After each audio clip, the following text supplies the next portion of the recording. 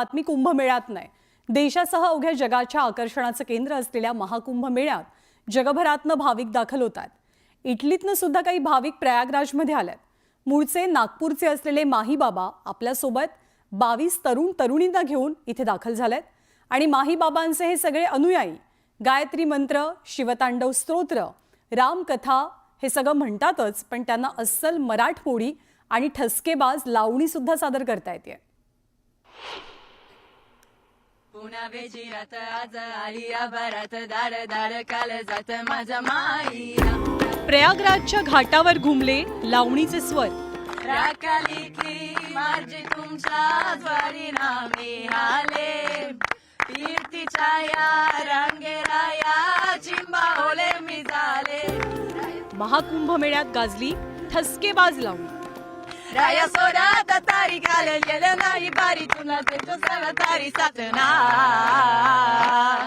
मला जाऊ द्या ना गाडी आता वाजले की प्रयागराजच्या घाटावर लावणीचे स्वर कानी पडले तर आश्चर्य वाटू देऊ नका. मला जाऊ द्या ना गाडी. कारण साता समुद्रापलीकडच्या युरोपातल्या एका देशातनं आलेल्या तरुणीनं सगळ्यांचंच लक्ष वेधून घेतलंय. प्रयागराजमध्ये महाकुंभाचा सोहळा अनुभवण्यासाठी त्या खास इटलीतनं इथे आल्यात. अध्यात्म आणि योगाच्या माध्यमातून जीवनाचा आनंद मिळवण्यासाठी त्यांनी माही बाबांकडे दीक्षा घेतली आहे. कोणी नोकरी आहे, कोणी वकील आहे, कोणी बिझनेसमॅन आहे, सगळ्यांना आहे. पण त्यांना कुठेतरी एक पीस पाहिजे आयुष्यात. आणि हा पीस कुठे भेटेल तर माझं तिथे एक आश्रम आहे माही कृष्ण लीला म्हणून, आणि मला तिथे सगळे माही बाबा, माही गुरुजी या नावाने ओळखतात. तर त्यांना माझ्या इकडे आल्यावर जी अनुभूती भेटते त्यांचं पूर्ण जीवन बदलून गेलेलं आहे. गेल्या 28 वर्षांपासून इटलीतच स्थायिक झालेले माही बाबा मूळचे आपल्या महाराष्ट्राचे आणि तेही नागपूरचे. योग आणि अध्यात्माच्या धड्यांसोबत त्यांनी या तरुणाईला भारतीय संस्कृती, त्यातही मराठी संस्कृती आणि त्यातले श्लोक शिकवले आणि त्याचा अर्थही समजावून सांगितलाय. शुभम करोति कल्याणम आरोग्यम धनसंपदा शत्रुबुद्धी विनाशाय दीपाज्योती नमोस्तुते. श्लोकांनंतर हळूहळू त्यांनी बाप्पाची आरती सुद्धा शिकवली. सुख करता दुःख हरता वार्ता विघ्नाची नुर्वी पूर्वी प्रेम कृपा जयाची सर्वांगी सुंदर होती सिंदुराची कंती जलके माल मुक्ता फाराची.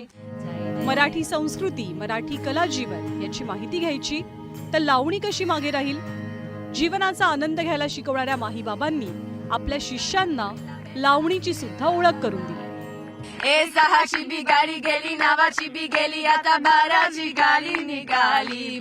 हिला जाऊ द्या ना गाडी आता वाजले की 12, मला जाऊ द्या ना गाडी.